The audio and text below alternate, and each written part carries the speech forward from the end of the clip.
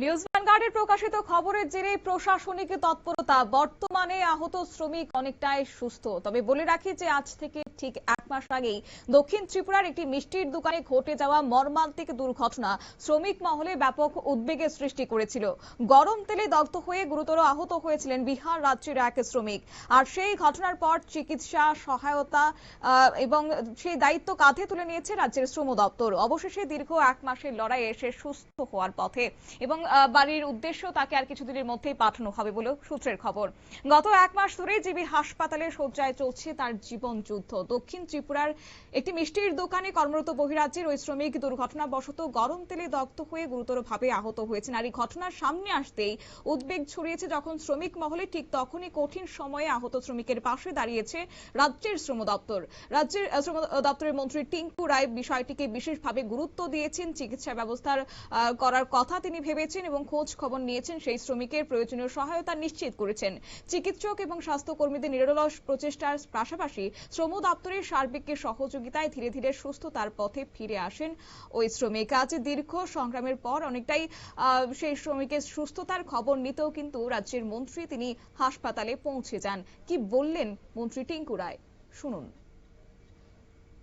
সাবরুমে একটা মিষ্টির দোকানে কোনো একটা ছেলে কাজ করতো, মানে ওনার তথ্য অনুযায়ী এখন যেটা আমরা জানতে পারি, আমরা নিউজের মাধ্যমে আজ থেকে প্রায় 1 মাসে একদিন আগে একটা নিউজ দেখি, আপনাদের মিডিয়াতে আসে, যে একটা ছেলে যার জ্বলে গিয়েছে অর্ধেক শরীর এবং সে জ্বলায় এত বেশি ক্ষত হয়েছে যেখানে পোকা পড়ে গিয়েছিল এবং সেই দুর্গন্ধযুক্ত পোকা পড়ে গেছে, প্রায় মরণাপন্ন অবস্থায় হসপিটালে তাকে পাঠানো হয়। রেলওয়ে স্টেশন থেকে কেউ বা কারা পৌঁছে দেয় এবং এটা মিডিয়াতে আসে এবং আমি সঙ্গে সঙ্গে আমাদের বিনয়বাবু, যিনি আমাদের লেবার অফিসার, ওনাকে আমি পাঠাই এখানে দেখতে এবং উনি আসেন এবং ডাক্তারের সহায়তায় ক্রমশই প্রায় 1 মাস একদিন পরে এখন ছেলেটা বসতে পেরেছে, এখন দাঁড়াচ্ছে এবং সে বলল যেটা, যে সে সাবরুমে কাজ করতো, সেখানে একটা তেলের কড়াইয়ের মধ্যে পড়ে যায় এবং তার বাড়ি ঘরের মা বাবার ফোন নাম্বার নেই, যোগাযোগ করতে পারেনি। যাই হোক, এখন মোটামুটি সুস্থ হয়েছে।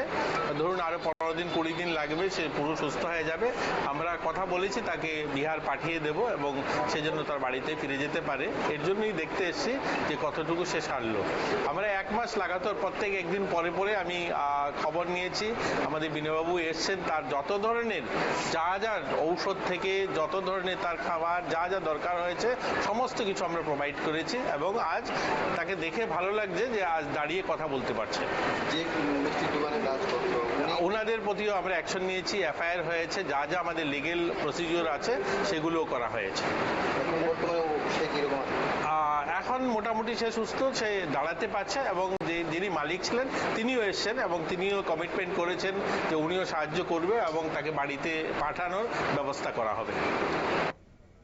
মানবিক দৃষ্টিভঙ্গি এবং দ্রুত পদক্ষেপের মাধ্যমে শ্রমিক কল্যাণে রাজ্য সরকারের এই উদ্যোগকে সাধুবাদ জানিয়েছে বিভিন্ন মহল। অসহায় অবস্থায় একজন পরিযায়ী শ্রমিকের পাশে দাঁড়িয়ে শ্রম দপ্তর যে দায়িত্বশীলতার পরিচয় দিয়েছে তা নিঃসন্দেহে প্রশংসনীয়। একই সঙ্গে একজন বহিরাজ্যের শ্রমিক তার সুস্থ হয়ে বাড়ি ফেরার খবর, এটা শুধুমাত্র যে প্রশাসনিক সাফল্য তা কিন্তু নয়, তৎসঙ্গে মানবিকতার একটা উজ্জ্বল দৃষ্টান্ত বলেও মনে করছেন আজ সমাজের বুদ্ধিজীবী মহল। নিয়ে নিচ্ছি ছোট্ট একটি বিজ্ঞাপন বিরতি, সঙ্গে থাকুন।